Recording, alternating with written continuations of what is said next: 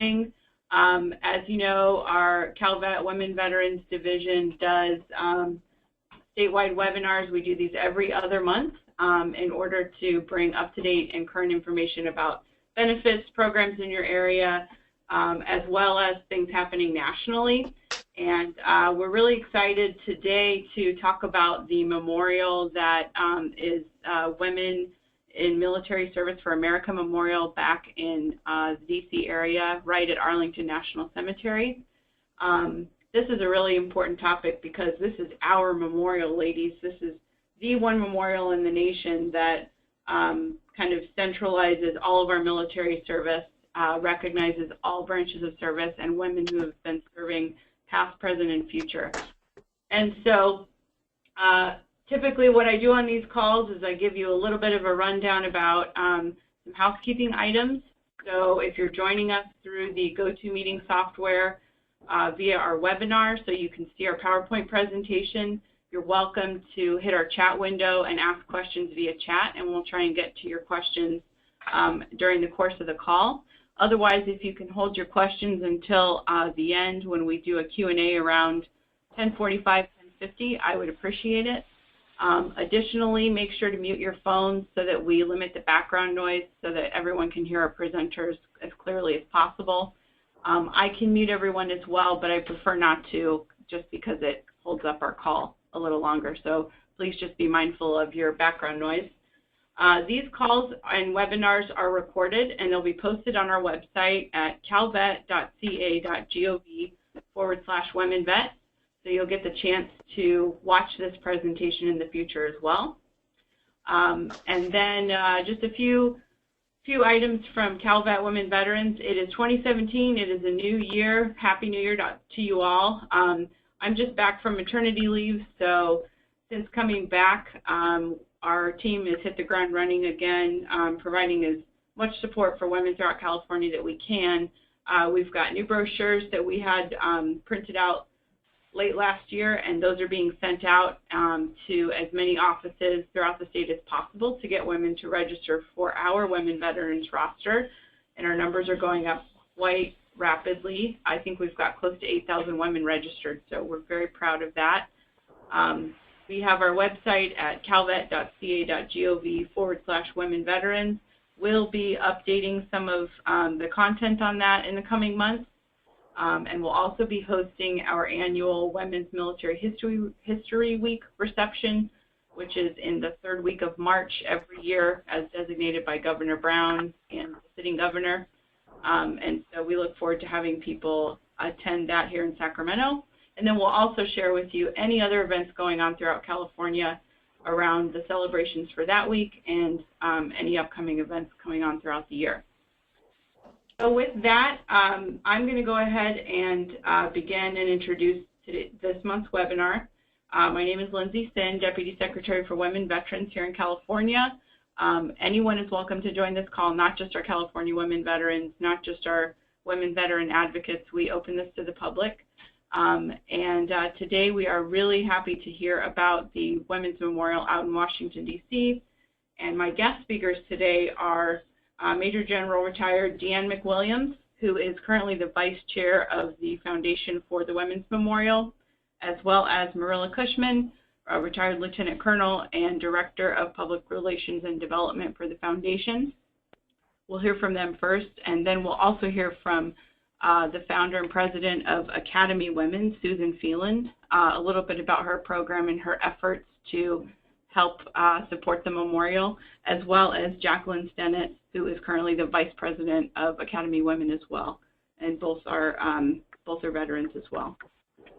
So with that, I'm going to go ahead and walk everyone through the PowerPoint. If you don't have the PowerPoint, you can see it later when it's posted online, and otherwise you can just listen in and hear about the presentation via phone. So I'd like to start with Major General McWilliams.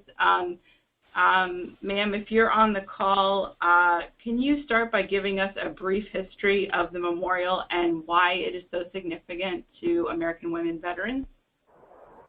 Well, I'm going to use my delegatory power and ask Marilla Cushman, who's been with the foundation for almost 20 years, and I've just been there for a year. So when we're talking history, Marilla's the one who really can speak to that the best. So Marilla, hopefully you're on the phone call. I am, General, and thank you very much for letting me talk about our memorial. As Lindsay indicated, we are located in Washington, D.C., actually in Arlington, Virginia, right at the gateway, the ceremonial entrance to Arlington National Cemetery. The memorial is a 33,000 square foot education facility and memorial that tells the story of women's service to the nation, beginning with the American Revolution. And it does it in a variety of ways. We tell the collective story through exhibits and films and books and activities, various programs. And then we tell the individual story of women's service through what we call the register.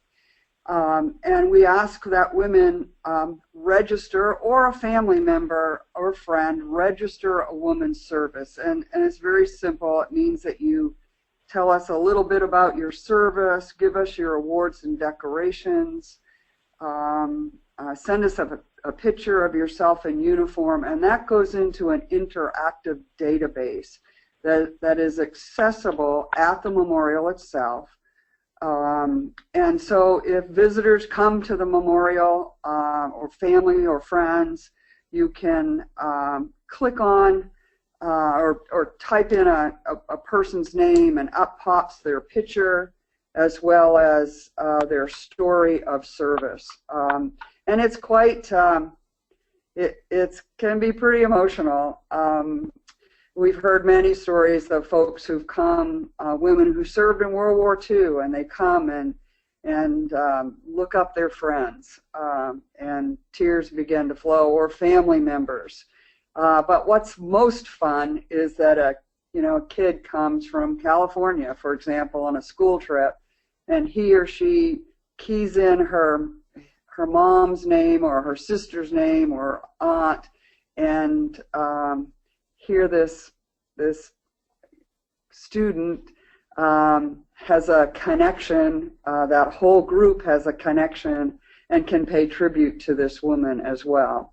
To date, we have about 261,000 women's records of service, which is substantial, but our goal, of course, is to have every woman registered.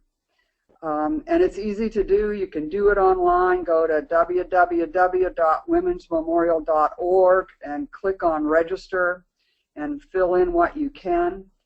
It doesn't cost you anything, although we always are grateful, very grateful for donations.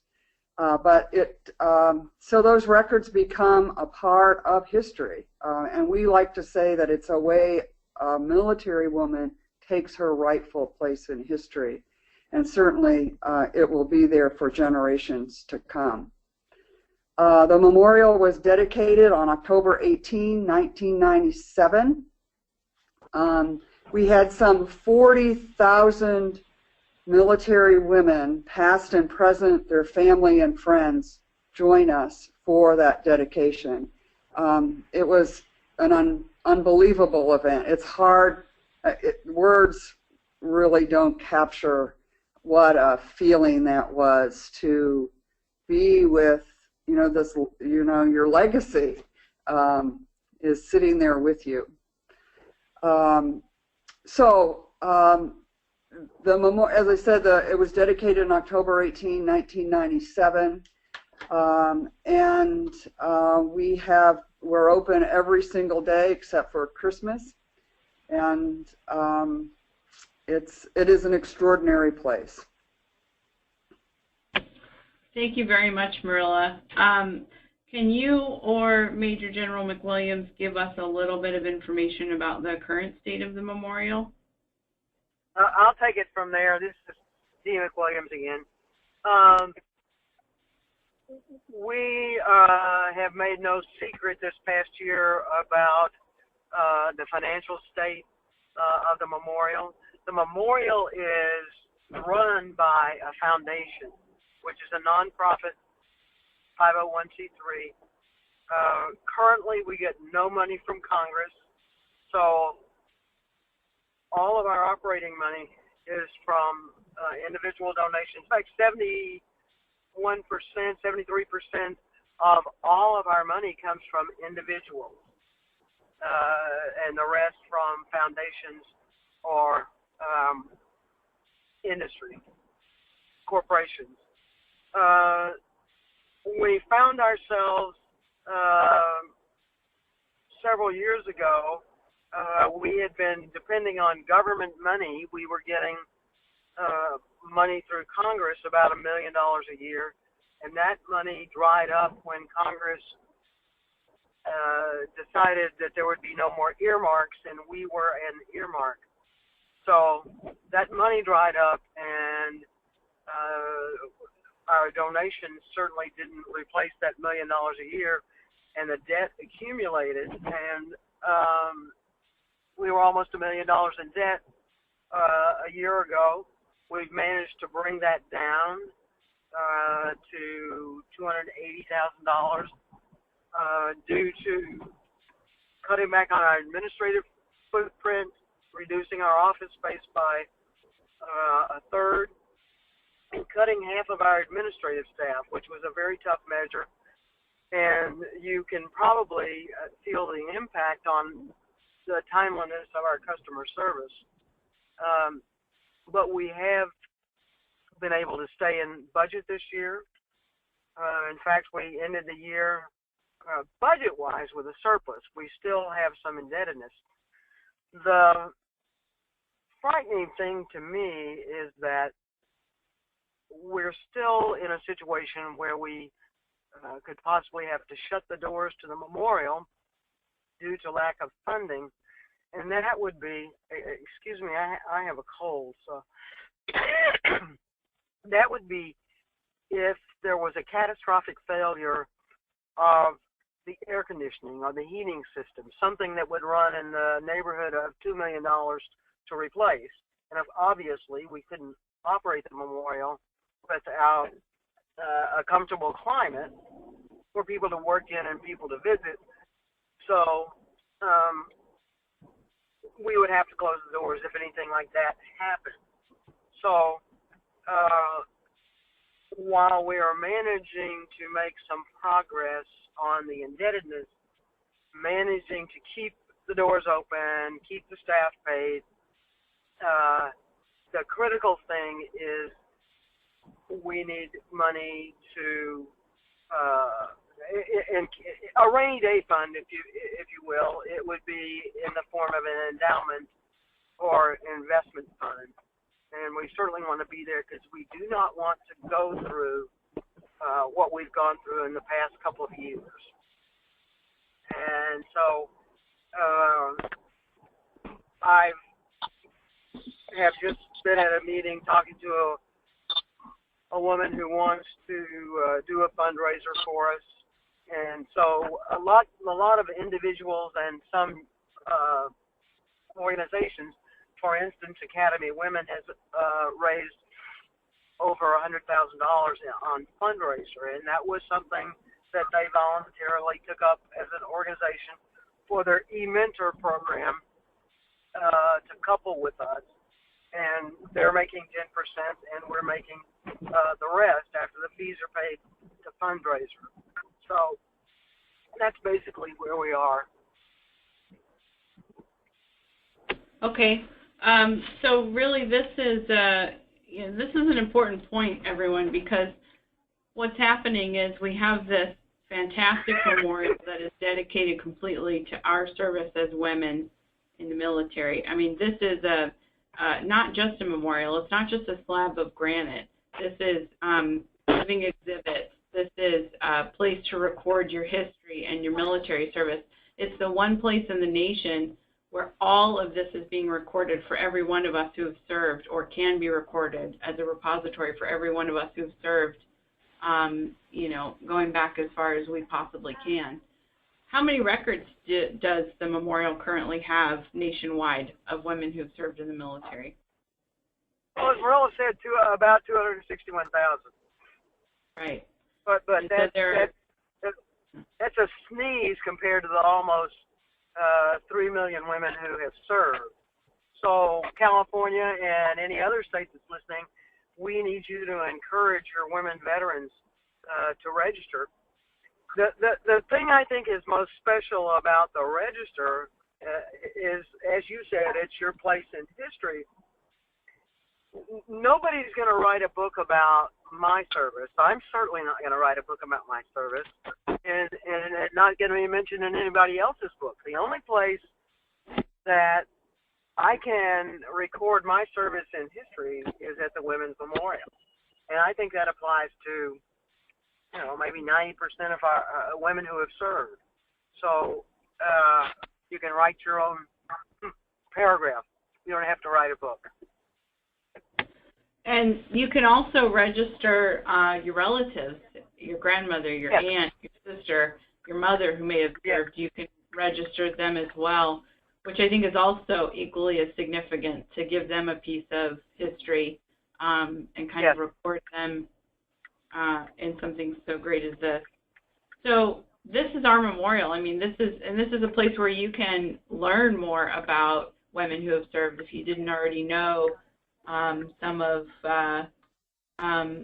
all of the details of some campaigns that women have been in, whether it was female engagement teams in Afghanistan and Iraq, or women who've served overseas, or women who've served in different conflicts. You're going to see something about that service often at this memorial. And if I might add, Lindsay, in addition to the register, we have a world-class archive of memorabilia and artifacts and documents related to women's service. It's unique. It's unlike anything in the world, and we consistently host and various journalists and researchers who use that archive, as well as our small research library. So maybe I'm overstating it a bit, but I feel like in the 20 years that we have the memorial has been in existence, and then the 10 years before that as we were working to build it, I really think we have had an impact on the story of women's service to the nation. That this memorial has made our service visible. We couldn't ignore it anymore.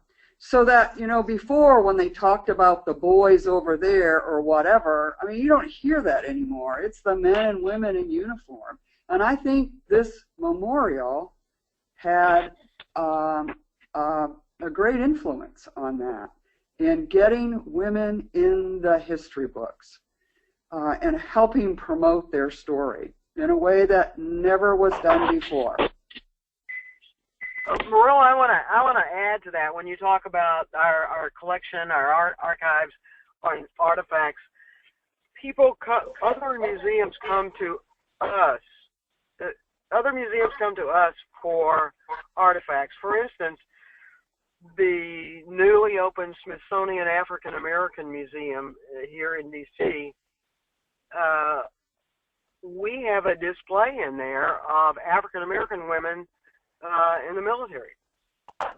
And of course there's a little statement on there that these are on loan from the Women's Memorial.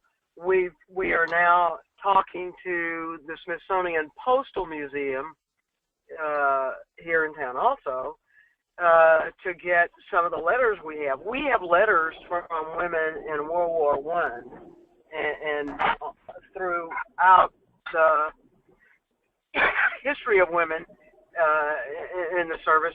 Not surprisingly, we have almost no letters from the current conflicts because of social media. People just don't write letters anymore. But one of the most interesting things we have is and during World War II, fabric was rationed, and we have a silk wedding dress made. In fact, we've got two, but they're made from parachute silk. So some ingenious supply sergeant managed to get a parachute for those women to make a wedding dress out of. But I invite you all to stop by and see some of the things that we have.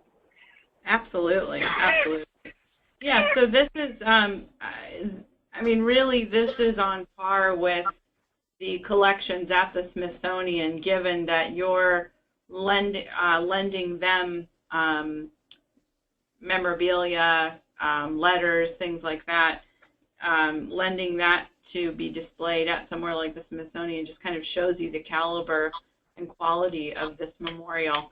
And so when you walk through the PowerPoint through your webinar, what's on display right now on the screen are pictures of women who served in past wars who are recording. I think they're entering their information or looking someone up, which you can do both.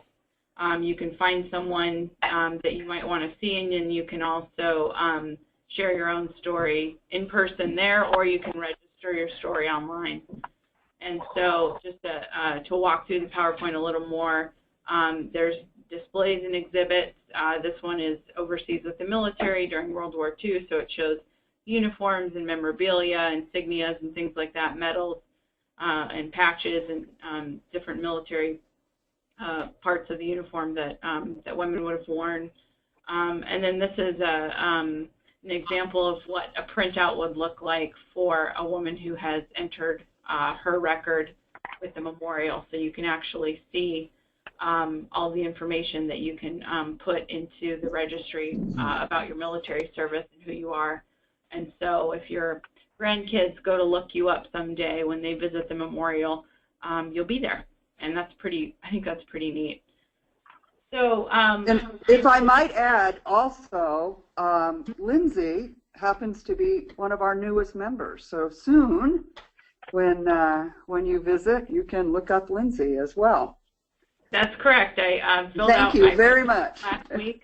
You're very welcome. I registered last week, and it was a very easy process. We'll talk a little bit about that process, about something that women can do to register themselves with the memorial. But I have to say it was simple, it was quick, it didn't take long, but I also enjoyed it because I had to think about what stories I wanted to share versus those I didn't, and what memories of my military service did I want other women and young girls to read about that would maybe inspire them to serve in the military or to better understand what this generation of military women went through. So it was fun. I enjoyed doing that, and kind of thought of some things I hadn't remembered in a while from my 8 years active duty.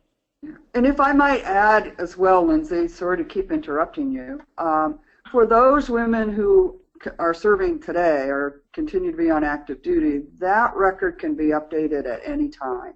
So as you get new awards or you're awarded various decorations, or you deploy to another another conflict or another site, that can be updated at any time. Yeah, I noticed that you can actually edit a profile, so you can edit your information, which I have to say that's pretty remarkable. It's quite a database to be able to allow you to do that. So to be as searchable and easy to update and then actually input, that's just incredible. So we've mentioned Academy Women earlier. We want to talk a little bit about this organization with Susan and Jackie, who are on the line, and why they're connected to the memorial and what their programs are doing to benefit women. So with that, Ms. Susan Phelan, if you wouldn't mind talking a little bit about Academy Women and its connection to the Women's Memorial, I would appreciate it. Great, thanks, Lindsay. So I'm Susan Phelan. I'm the founder and president of Academy Women, and we are located in San Jose. Our headquarters are located in San Jose, and I've actually been connected with the Calvet community for years now. I've been at a couple of your events, and I participated in a couple of your webinars, so it's exciting to be back amongst my community here in California and to share some of the exciting things that we're doing. So just to give you an oversight of what the organization Academy Women does, even though our headquarters are in San Jose, we do work around the world to support military and veteran leaders. We originally started our focus on exclusively officers, women officers, to help them be better leaders for all services in all branches. And we've since expanded our mission to include serving women military officers and enlisted and veterans, to also include men who are transitioning from the military, so military and veterans, as well as military spouse. And this is just because we have become a really strong community builder, where we enable mentoring within the community and story sharing and advice giving, and a place where people can really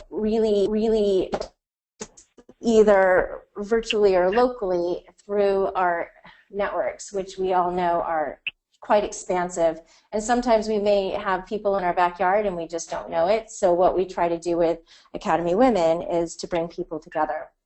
We have a variety of different formal programs. We do events, and that is partly why we are so drawn to WMSA. WMSA originally supported us back in 2003 when we were just getting started, and I called General Vaught, who at the time was the founder and president of the organization there at the Women's Memorial, shared with her what I was doing and what I was thinking, and not only did she say, wow, keep it up because our community needs that, but she says, not only that, I want you to host your event here at the Women's Memorial. And I understand you don't have any funding, so you just come and you build your community here at WMSA. And so from that day forward, they've continued to be the entire team there at the Women's Memorial has been mentors to us. They've guided us, and most importantly, they've been our home, our living home of military sisters, where not only do we host our annual events, our symposiums and career workshops and transitions, but I have friends who have served in the military for 25 years, and it's devastating when you're separating, but to go to a place like the Women's Memorial and to host your separation or your retirement celebration, it just makes it so much more meaningful. And in addition, promotions, they host promotions, and to walk the halls and see stories and faces of our fellow sisters just makes us realize that we are a community, we are building a legacy, us both active duty and veterans. Women now are making a huge impact on our services and our country, and WMSA is truly the place where you recognize that. And so because of our strong relationship to the Women's Memorial, and because we see the dire situation that they're in now, we feel it's only appropriate that we support them in raising money for their doors to continue to be open for not only our generation, but the generations to come. I have 2 daughters, and I am so proud of my service, but they don't understand what it is, especially living in Silicon Valley where they don't see military people very much. And so I can go to WMSA and show them pictures of women who have served in various services, and it's so powerful for them. So they see it, which is so important. And not only through the stories that we hear online, but also just literally walking the halls. So be there not only for us, but for the future. In addition to that, realizing the fact that our society is moving to more of an online, a nice way to support WMSA by not only helping to donate 90% of this campaign to them, but also 10% of the campaign to support the Military Women e-Mentor community, which is open to all women of all services, of all ranks, and it's absolutely free. So we figure out a way to fund the program not only through this campaign, but other efforts that we do. And to date, we have over 3,000 military and veteran women in our campaign. And they come to this program where they share their stories, where they seek advice, where they hook up with a mentor to work through maybe a transition in their career, or how to support aging parents, or how do you find meaning after the military, or how do you get that next job that you're really excited about. You know, it's a place where we find women come to encourage one another and say, hey, you did that, you can do this. And it's really vibrant and real. And so there will be a URL at the end of this that shows where you can sign up or you can encourage others to sign up. But that is where we hope to be that virtual place where, you know, for those who can't make it to Arlington, they can still connect with our sister community and really find that camaraderie and the meaning that is absolutely important to who we are and how we've become who we are. So I guess I can stop there, and I'd like to share a little bit about the fundraising campaign, but I can do that in a little bit. Thank you, Susan. Yes, we're going to talk a little bit about that and the statistics you have on the fundraising campaign. So at this point, I want to talk about how we can help.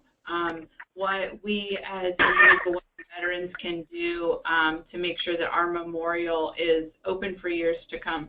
So the very first thing we can do is to register someone we know. So on our PowerPoint now, via the webinar, there's a little bit of information about how to do this, and having just done this myself, it's incredibly simple. Go to www.womensmemorial.org and select the register link. It's at the top right-hand part of the page. And from there, you can submit your information. You start out as a submitter. You're going to put your information in, and then you're going to decide what to do next. You can just donate money. You can not donate any money and register yourself. You can not donate any money and register someone else, or you can donate and register. You can do all of the above. So womensmemorial.org is the place to submit your story. You can also submit pictures with your story via email, and then you can write as little or as much as you want, or you can just put in your information and your dates of service, etc. Takes about 15 minutes. It really depends on how much you want to write. So that's the first way you can help, because the more women that know about the memorial, the more people that know about the memorial, the more likely it is going to be a major component of their military service, and therefore will stay open. So by gathering more donations, by having more people visit, all of the above is going to be helpful.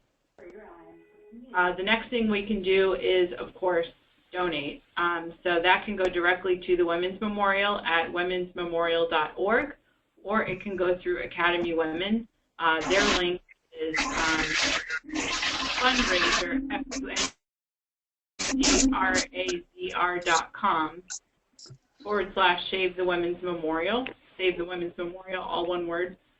And that's also on our link here, and we can provide more of these links via email if someone requests them. So, Susan, do you want to talk a little bit about how the campaign is working in California?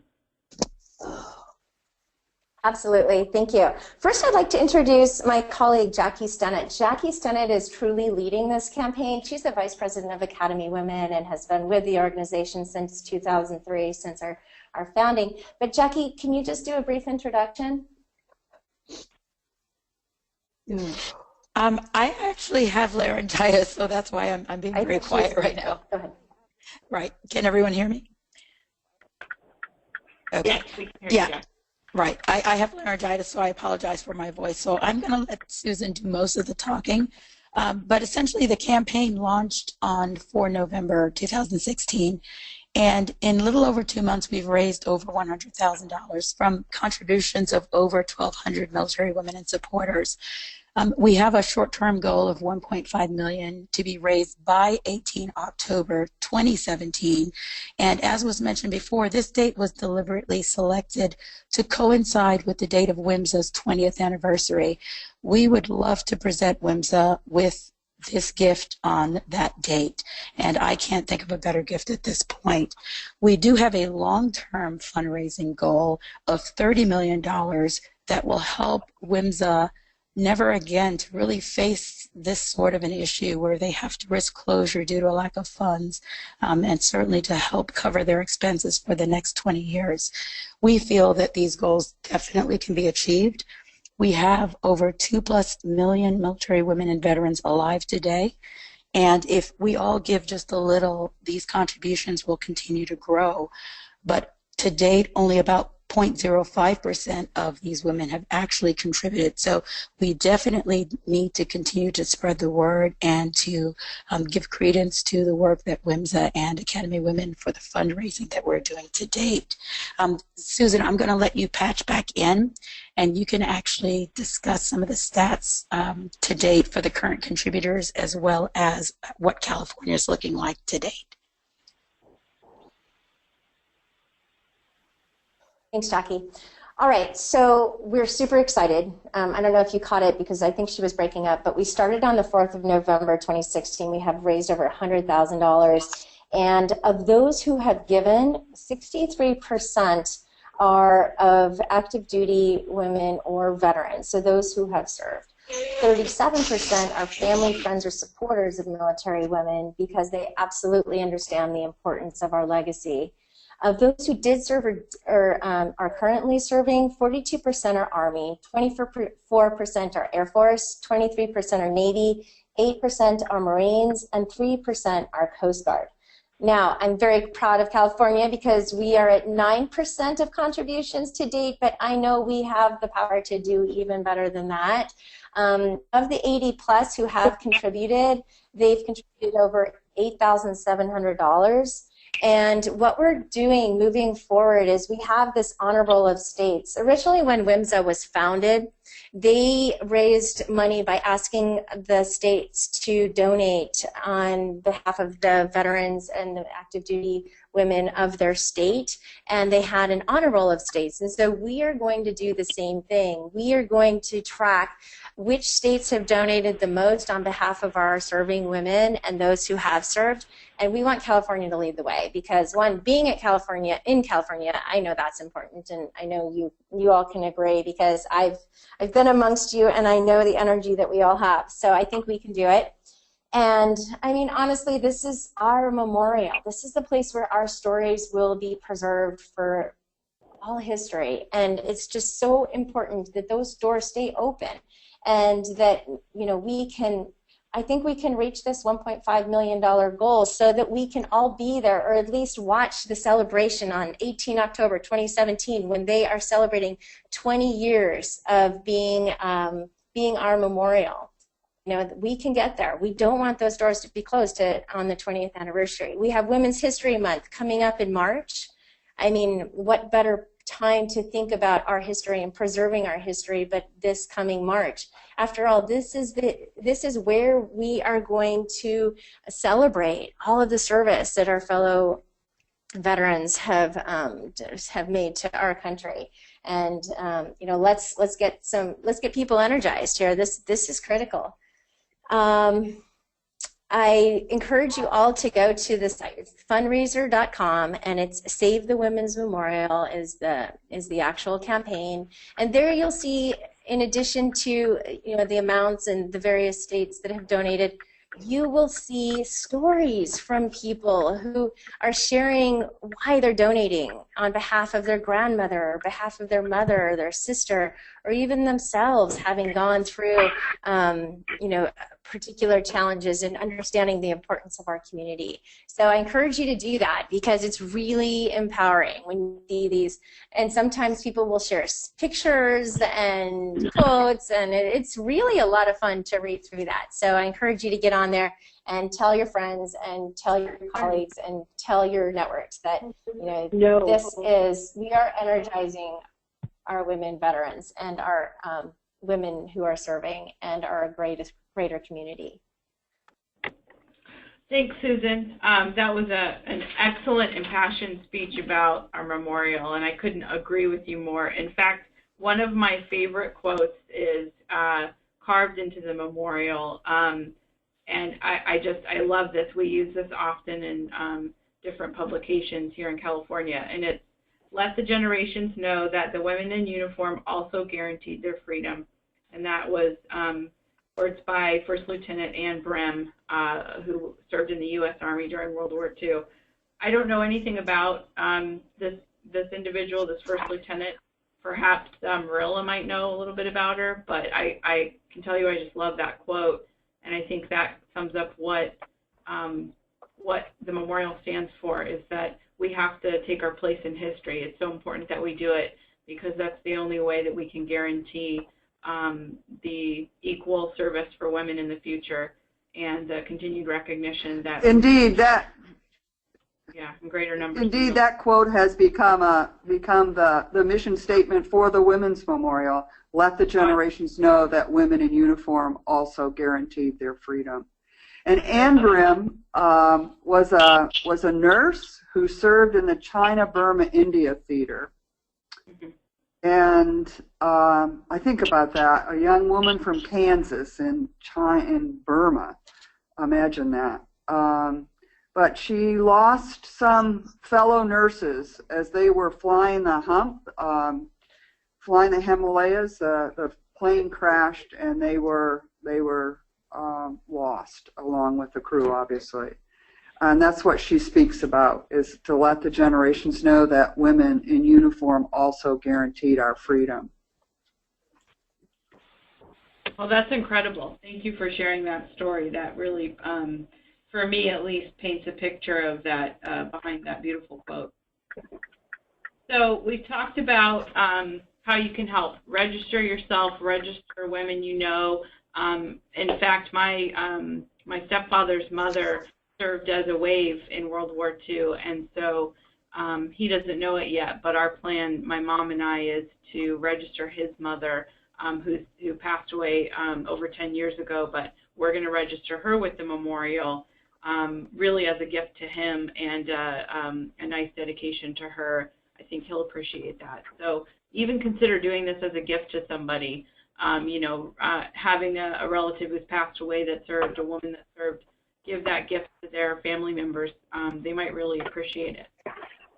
So then there's also the donations that we've spoken about. And finally, if you're following along on our PowerPoint, let your voice be heard. Please share this information. Share information about the memorial and how people can help on all of your social media sites. A lot of us are on Facebook, Instagram, Twitter, etc. Be sure to share what you can. And you're also welcome to contact anybody you think needs to hear about this memorial and the situation it's in, and that we want to keep this going into perpetuity. And so we're right at about 10:45. I'm going to open this up for some questions from our participants. Does anyone have a question, either for the Women's Memorial or for Academy Women or for Calvet at this time? Hello. Hello. Good morning. Yeah, this is Patricia Jackson Kelly. Patricia Jackson Kelly. Yes. Good to hear your voice. She's one of the memorial's best supporters. It's good to hear your voice, Patricia. Thank you. And I think I'm behind the curve. So Susan, I would like for you to contact me so that I can get busy with the Los Angeles area participants. I was aware initially when I got the email about the webinar this morning. That was my first time knowing about it. So I would like to really get busy and participate. Oh, wonderful, Patricia. Yeah. Wonderful. Well, if I might add, Patricia is Thank you, Patricia. is one of our wonderful, faithful supporters. And she is a California veteran. We have some 26,600 women who are registered at the memorial who are from California. So we really need your help to get all of the women who are eligible and are serving in California or who are from California to register their service with the memorial. It's only about 16% of your population of veterans. So yeah. We need your help. Thanks, Marilla. Well, and if Patricia's on the call, yeah, then I feel like our percentages are going to go up very quickly because she's, yes. She's this lady. So, and that's what I'd like to do. You know, I'd really like to, at least from our office here in Sacramento, for all of the areas where we have outreach, you know, along with our wonderful, wonderful women here in California, like Patricia Jackson Kelly and many other women who are on the call or who we know. Let's make California the #1 registered state for the memorial. We will definitely put the Women's Memorial information on our website, probably just next to our roster. We ask women in California to register for our roster to stay connected via email with what we're doing here in the state. So we can also add on, hey, do you know about your Women's Memorial back in DC? You need to know about this memorial and you need to register. So we can certainly commit to adding that information to our website. And I think that through that and through the wonderful support of women like Patricia here in California, we can get a higher percentage of women in California registered for sure. Absolutely. And if I might add, it's Marilla again. You know, when we dedicated the memorial, we had a California woman, 101 years old, travel to the dedication, and she was one of our featured speakers. Her name was Frida Harden. She lived at Yountville. Frida Harden. She lived at Yountville. And Frida had been a supporter for quite some time, but we were really fortunate to have her come and speak at the dedication. And I think she gave us all a charge. She said in her remarks, when I was in the Navy, women weren't even allowed to vote. And you think about that, you know, they raised their right hand and promised to support and defend, and they couldn't even vote. You know, Frida is our legacy. And you all should be proud that she came from California to bring that message. Absolutely. Yes. She was living at the oldest veterans home, not just in California, but in the nation. So that's a wonderful legacy of California's with in connection with this memorial. So thank you for giving us. And she received a standing ovation. She really stirred up the crowd. She was awesome. Yeah. Very spunky. we can only hope to be like that, right? As we get older. So are there any other questions or comments from our participants? Anything else people would like to know about?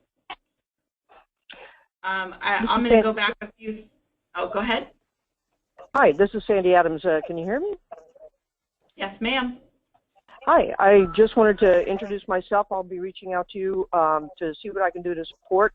I'm very honored that on Friday I was designated as an ambassador to California for WMSA to help raise registration.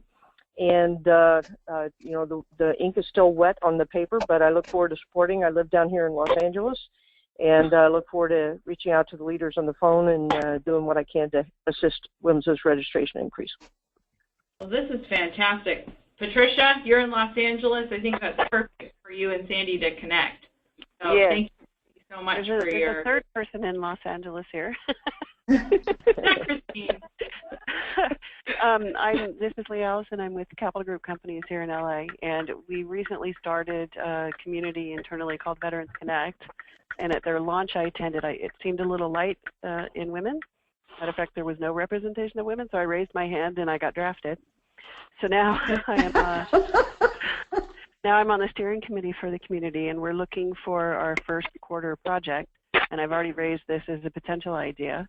So I may be back in touch to try and figure out some way that we can partner. I honestly, I didn't even know until, fortunately, I had my therapy dog at the Veteran Center over in West LA a long time ago, and I happened to see the Calvet Women's thing, so I registered for that, and your notice came in at just the right time. So I'm hoping we can do something to help support and do some fundraising, maybe. Wonderful, Lee. Well, it's good to hear from you. So this is excellent news. So it looks like we've got Los Angeles locked down between you three ladies. So that's good. This is good news. How do we exchange information, though? Lindsay, we can go through you? Absolutely. So you can contact me directly. My email is Lindsay, that's LINDSEY, .sin, S as in Sierra, I, N as in November, Lindsay.sin, at calvet, that's calvet.ca.gov. Patricia has my email and my phone number as well. Definitely. So, you know, I have these great photos that Marilla sent me of different goings-on at the memorial. One of my favorites is this picture of First Lady Michelle Obama with General Wilma Vaught. And General Vaught was one of the, I think she oversaw the construction of the memorial. Is that correct, Marilla? That's correct. Correct. Yeah. If you haven't met General Vaught, she's out here in California occasionally. She's a lovely woman. So you can see, you know, there's a commitment, obviously, from the public and from many people to support this memorial. So now it's time to really engage our veterans population and make sure that we keep this going. Some other great photos in here really quick are of the women registering, as well as some of the displays. And then remember, this is what you get if you register. You get this really, really great printout. There you are, you know, in history, into perpetuity. So it's pretty cool. So if are there any other comments or questions? We've got about 5 minutes before we wrap up our call, just to be respectful of everybody's time. Remember, you can register, you can contribute, and you can let your voice be heard and share the message of the Women's Memorial. Any other questions for anybody that wants to know more details about the memorial or This is Academy? Susan from Academy Women. I would like... Go ahead, Susan. I think we've lost you. This is Susan from Academy Women. I don't know if you can hear me, but I'd like to say that on our fundraiser.com site, we will be posting talking points that you can use when you talk to your national representatives to help in this effort to restore the funding to the memorial so that Congress can be behind this effort. And then we'll also post information that you can share with your networks on the campaign. Oh, Susan, I think that's an amazing place for people to start. So that's very appreciative. We're really appreciative of that. So academywomen.org is where you can find that information. And I think it's kind of near the top of your website. It says something about the Women's Memorial. So click on that link. Is that correct? Yes, and we're also going to make that available on the fundraiser site as well. Okay. Wonderful. That's wonderful news. And then just for those that want to see the links again, there you go. This is Steve McWilliams. I just want to thank everybody, especially the Cal Women Vets and the Academy Women, for wanting to help us keep the doors to our memorial open and help it grow and be more meaningful to all of us. One of the main things we need to do is get the word out. Well, absolutely. And I think we're going to find a good coalition of women here in California that can help you do that. So, yeah. So we're really appreciative. Can you run through your email one more time? I just tried and it came back, so I obviously mistyped it. Oh, okay. Lindsay, LINDSEY .sin, that's SIN, at calvet.ca.gov. GOV. Okay, thank you. Sorry.